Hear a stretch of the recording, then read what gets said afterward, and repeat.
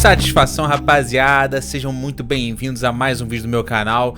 É o seguinte, sabe aquele filme que você gosta muito e aí quando você vê uma segunda vez você gosta ainda mais, seja pra entender alguma coisa que você não pegou de primeira ou então seja pra apreciar numa segunda experiência, porque tem filme que é experiência e aí tem filme que na segunda vez é uma nova experiência, justamente porque você repara uma coisa ou outra, ou então você consegue conversar melhor com o filme quando você vê de novo. Tem filme inclusive que você não gosta, aí você vê de novo, você passa a adorar, isso acontece também. E cara, um filme que fica ainda melhor uma segunda vez que você assiste é o filme Seven, Os Sete Crimes Capitais. E você vai até achar esquisito, né, eu falar logo desse filme, porque quando a gente pensa em David Fincher e também nessa coisa aí de ter uma nova concepção quando você reassiste a um filme, o primeiro filme que vem à cabeça é Clube da Luta, né? E de fato, o Clube da Luta se encaixa muito nisso, porque é aquele tipo de filme que você revendo, pega várias dicas que sugerem aquele final doidão. Isso torna essa revisita uma nova experiência, não uma repetição. Entende o que eu tô falando? Porque filme é experiência, né, meu nobre? E o Seven, apesar de ter um final também de virar a cabeça, mas claro que ainda muito mais prudente do que a virada em Clube da Luta, se faz valer uma revisita pela observação central que era realmente o objetivo do personagem do Kevin Spacey. Porque esse filme, inicialmente, ele te diz o quê? Uma história de suspense investigativo, de detetive, sobre crimes violentos, bizarros, muitas vezes até grotescos. Vai dizer que não é uma distração? E eu digo distração justamente para que a mentalidade do John Doe fique em segundo plano. E aí quando você reassiste sabendo para onde o filme queria realmente te levar, você passa a entender de fato o porquê que o vilão acaba vencendo no final. Pelo menos o argumento ele vence, né? Ele se prova ali com o personagem do Kevin Spacey. Porque, cara, de certa forma, ele queria acabar da forma que ele acaba no filme. E isso justamente para comprovar o argumento de que o personagem do Brad Pitt representa um dos 7 crimes capitais, né? Que é a ira. Porque se você já assistiu, você sabe que a inspiração para os crimes do John Doe é justamente os 7 crimes capitais. E você nota que, tudo bem, tem lá os crimes capitais, só que falta um. São 7, tinham 6, faltou o quê? A ira. Mas sei lá, cara, eu sinto que é uma revisita menos óbvia do que Clube da Luta, que também faz você pensar, mas Seven faz você pensar e questionar. E filme que te faz questionar é filme bom. Tá, agora vamos falar de uma revisita com um propósito mais óbvio então. O Sexto Sentido, a obra-prima do Shyamalan, também um dos melhores filmes dos anos 90, meu filme de suspense favorito inclusive. Aliás, pra quem não sabe uma historinha aqui, eu adoro filme de terror, adoro filme de suspense também, que é o caso do Sexto Sentido, né, o suspense mais puxado pra dar medo.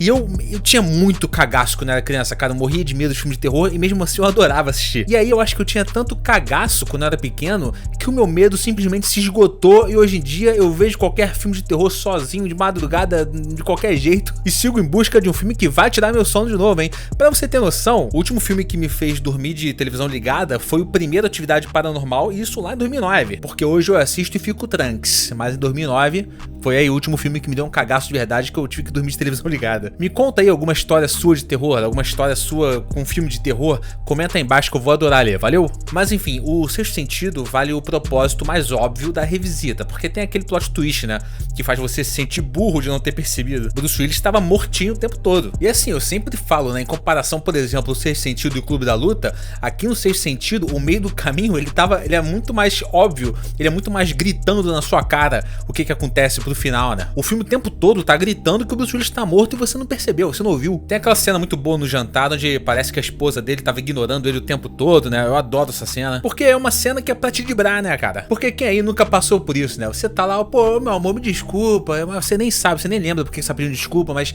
pô, meu, não foi assim, desculpa, e ela tá te ignorando ali na mesa, não olha nem na sua cara, não olha nem nos seus córneos. Então o filme brinca muito com a gente o tempo todo, né? Tem também o lance da cor vermelha, sempre que tem algum objeto vermelho em cena, significa que tem gente morta na área, e várias vezes o Bruce Willis lida com alguma coisa vermelha no cenário. Como eu disse, é um propósito mais óbvio pra sua revisita, mas vale a pena. Agora, se você quer saber um filme que me deixou maluco vendo pela segunda, terceira, 10ª vez, e ainda assim me surpreendendo, Ilha do Medo, a adaptação melhorada que o Scorsese fez do livro do Dennis Lehane.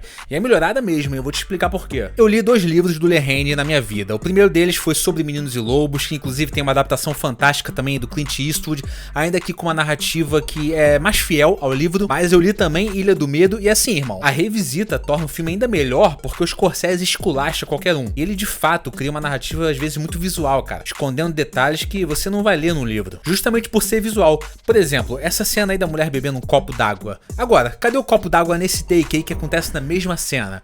Você percebeu o que rolou ali de primeira? Você não percebeu nem de segunda, fi. E aí tem coisas menos escondidas também, mas que ainda reforçam o que eu tô falando. Pra quem sabe o final do filme, já notaram como os seguranças da ilha estão sempre ultra armados e atentos quando Leonardo DiCaprio tá em cena? Já parou pra pensar por que pediram as armas dele quando eles chegaram na ilha? Pois é, meu nobre, tem coisa que não dá pra fazer nas palavras escritas numa página de livro. Então a revisita à Ilha do Medo, ao filme Ilha do Medo, enriquece muito mais a experiência. Agora, um caso diferente do porquê que você tem que reassistir. Blade Runner, o caçador de androides. Nesse caso, ele não tem muito essa de pegar pistas pra poder adivinhar um final mirabolante, até porque não é um final mirabolante de reviravolta, né? Inclusive a cena final é incrível, impecável. Aquele momento do Roy filosofando pro Deckard com aquela frase icônica no final, que a essa altura você já deve saber muito bem, que a última frase ali foi um improviso do Rutger Hauer, né? All those moments will be lost in time, like tears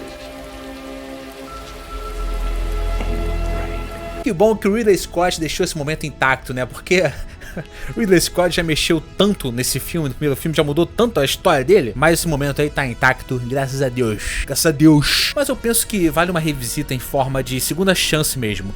Porque o Blade Runner, ele tem uma temática que ainda é muito atual, só que o ritmo da narrativa não é muito moderno, né, cara? Principalmente quando você, jovem garoto aí, pensa em ficção científica. E aí o que acontece? Você ouve tanto falar de Blade Runner, que aí você vai assistir achando que vai ver uma coisa Marvel ali, e não é, né? Tem uma narrativa completamente contemplativa, né? Muito mais lenta. E aí você acaba se frustrando. Aquele sintetizador, sabe?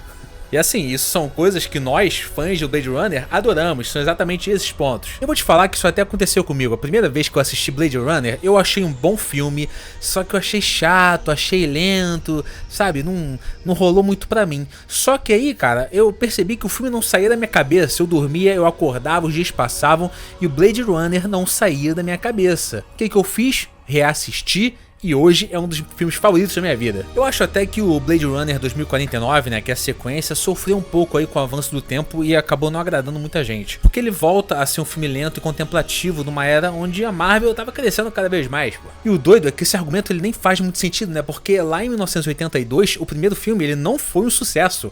Ele foi, na verdade, ele foi considerado um fracasso, tanto de bilheteria quanto de crítica. E aí hoje, que é quando ele soa um filme tematicamente mais atual, ainda tem esse lance da narrativa não ser uma narrativa moderna, o que acaba afastando. De certa forma, se você for parar pra pensar, ele é um filme perdido no tempo, assim como Lágrimas na Chuva, meu nobre.